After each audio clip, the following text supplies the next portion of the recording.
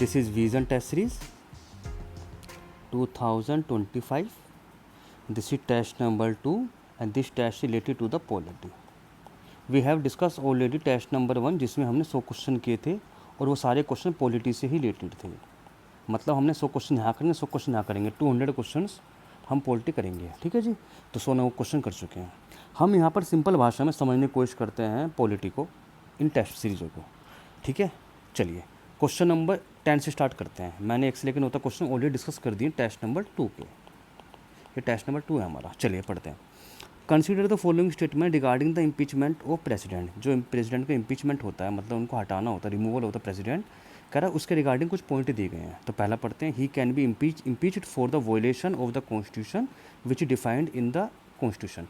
कह रहा कॉन्स्टिट्यूशन के अंदर जो हम इनको इम्पीच करते हैं, किसके लिए? वॉयलेशन ऑफ कॉन्स्टिट्यूशन को, उस पर वो कॉन्स्टिट्यूशन डिफाइन है. तो ये गलत है, पहली बात. ठीक है. Constitution does not define the meaning of phrases violation of the constitution, पहली बात. दूसरी बात क्या है? क्वेश्चन दूसरा पढ़ते हैं. The impeachment charge can be initiated by the Lok Sabha only. कहीं भी ओनली दिख जाए ना, समझ लो कहने की गलती के चांस हैं. ओनली प्लस राज्यसभा में भी हम इनिशिएट कर सकते हैं. खास बात इसी क्या है कि 1/4 मेंबर उसको स्वीकृति दें, मतलब 1/4 जो मेंबर हैं उसके वो साइन होने चाहिए.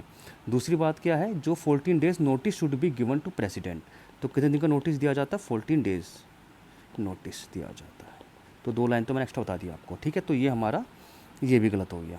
थर्ड पे आते हैं. Impeachment resolution should be passed by the majority of 2/3 of the total membership. सही है. ये स्पेशल मेजोरिटी से पास होना चाहिए, मतलब 2/3 मेजोरिटी से पास होना चाहिए. तो 1 एंड 2 दोनों गलत हो गए. थर्ड हमारा सही है. ओनली 1 आंसर इसका.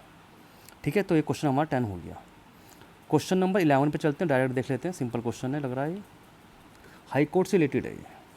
ये क्वेश्चन हमारा हाई कोर्ट से रिलेटेड है. तो कह रहा है consider the following statement. Statement number में बात करते हैं. The salaries and pension of the जज of the high court are charged on constitutional fund of India. देखो इसमें क्या गलत है? वैसे पढ़ के आपको लगेगा सही है ये. देखो हाई कोर्ट की बात चल रही है, तो जो हाई कोर्ट के जो हमारे जज होते हैं ना, उनकी जो सैलरी है वो तो वहाँ पे कंसोलिडेटेड फंड ऑफ स्टेट से मिलेगी ना, जिस स्टेट का वो है, रिस्पेक्टिव स्टेट का. पर लेकिन pension consolidated fund of India से मिलती है.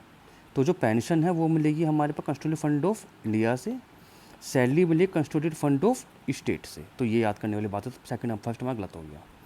ठीक है. थोड़ा अच्छा पॉइंट था ये.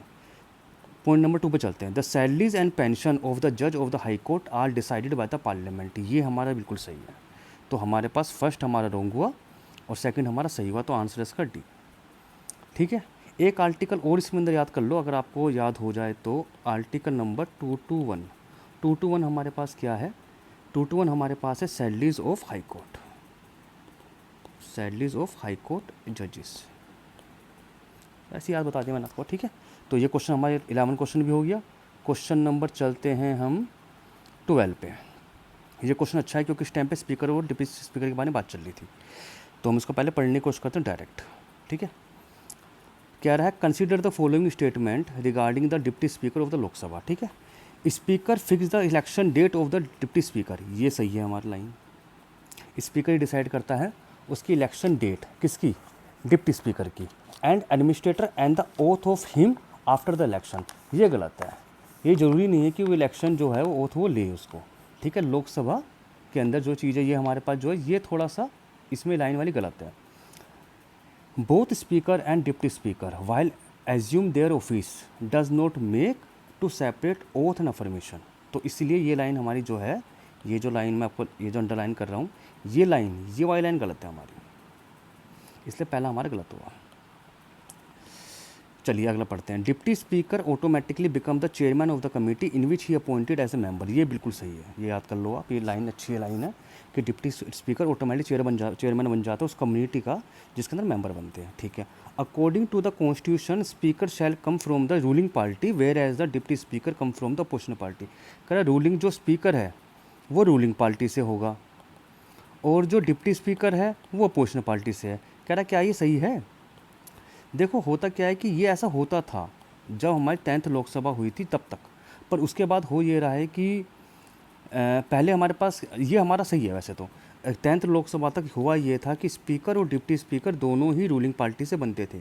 पर लेकिन अब ऐसा हो रहा है कि स्पीकर तो बनना है रूलिंग पार्टी का और डिप्टी स्पीकर बनना है अपोजिशन पार्टी का। तो ये हमारा बेसिकली गलत है। दूसरी बात ये है कि स्पीकर और कॉन्स्टिट्यूशन में ऐसा कुछ नहीं बताया हुआ। तो वन आंसर है इसका, ओनली सही हुआ हमारे पास वन आंसर, तो only A answer A.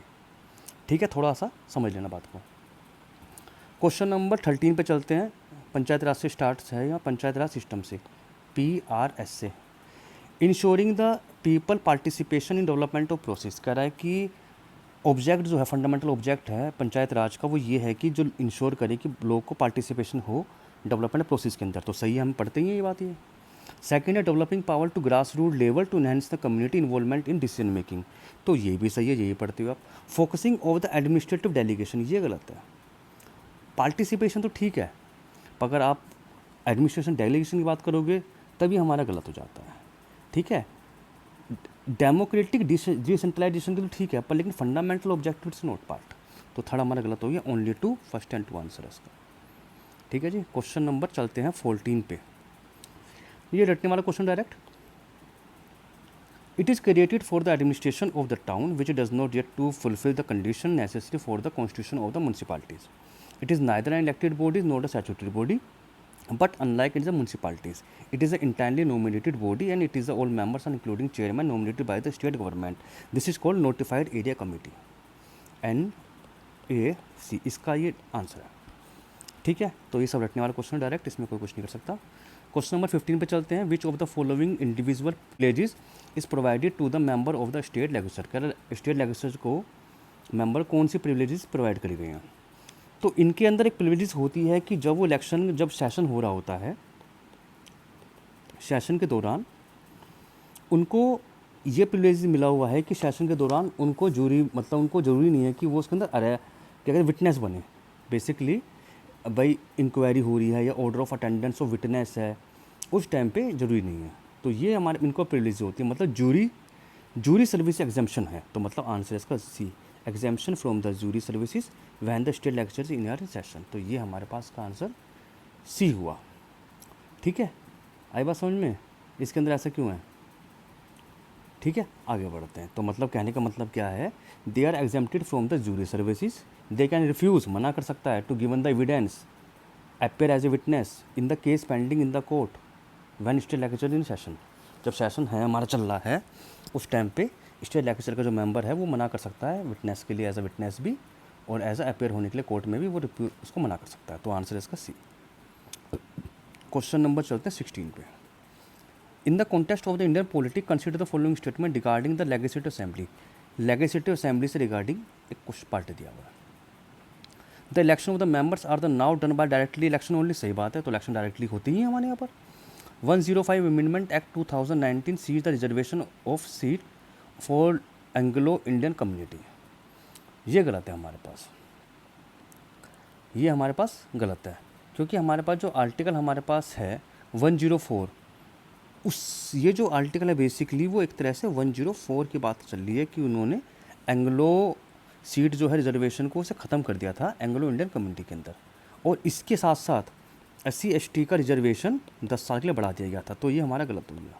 Third पे आते हैं, uniformity of the representation across the different constituency of the state is mandated directly by the constitution. गलत है ये भाई, कैसे हो जाएगा? Representation across different constituency of the state कैसे हो जाएगा? वो तो स्टेट को हम अलग अलग डिवाइड में पार्ट में डिवाइड करते हैं डिस्ट्रिक्ट लेवल पे, तो इसकी वजह से रिप्रेजेंटेशन अलग हो जाता है। तो हमारा थर्ड हमारा गलत हो गया, ओनली वन आंसर है इसका। 16 हमारे पास हो गया, 17 की बात कर लेते हैं। Consider the following statement with the composition of Rajya Sabha. Rajya Sabha composition जो हमारे पास होता है उसके बारे में। All state are the given equal representation in Lok Rajya Sabha. गलत नहीं है क्या? हर स्टेट के अंदर पॉपुलेशन के अकॉर्डिंग तो हमारी सीट डिवाइड हुई है राज्यसभा की, तो पहला गलत हो गया। Fourth schedule of the constituency deal with the allocation of the state Rajya Sabha to the state. हाँ, ये सही है कि हमारा फोर्थ शेड्यूल जो है वो हमारे पास राज्यसभा के अंदर जो सीट है उसको एलोकेट करने बताया गया। तो answer only B. Question number 18 पे चलते हैं। Consider the following statement, the exclusive tour gun, मतलब बियर कैट है कुछ, bear cat and small clawed otters they have recently recognized in the Kaziranga national park. ये हमारा सही है। They are categorize as the critical नहीं वर्नेलेबल है, वर्नेलेबल category के अंदर आ रहा है। तो जनरली ये क्वेश्चन हमेशा रटने वाला होता है, तो उसको देख लेना। आंसर 1। क्वेश्चन 19 पे चलते हैं। Consider the following statement with the defence of the जुडिक्शन of the court. Court का जुडिक्शन है, ये क्वेश्चन बच्चों बहुत इंपॉर्टेंट है, समझ लो अच्छी तरह से। The original jurisdiction is mean, उसका मीनिंग ये होता है कि power to hear and such dispute in the first instance not by the way to appeal. कह रहा ओरिजिनल जुडिशरी का मतलब ये है, जुडिशरी का मतलब ये है कि पहली बारी में वो अपील सुननी है, सही है। एक्सक्लूसिव जुडिशरी हमारे पास the mean no other court can decide such dispute. Exclusive judiciary का मतलब क्या है कि ये पार्ट सिर्फ इसी कोर्ट के अंदर में आता है, दूसरे कोर्ट उस पर डिसीजन नहीं ले सकते, सही है ये। High court in the India have to original jurisdiction to decide the election petition in parliament and assembly election. Assembly election हो या पार्लियामेंट्री की पिटीशन हो, उसके डिसाइड करता इलेक्शन वो हमारा हाई कोर्ट के अंदर ओरिजिनल डिसीजन है, ये भी सही है हमारे पास। तो 1 2 3 3 आंसर है, याद कर लो, अच्छा क्वेश्चन है। तो 19 क्वेश्चन हमारे पास हो गए हैं, आप इनको थोड़ा सा देख लो एक बार।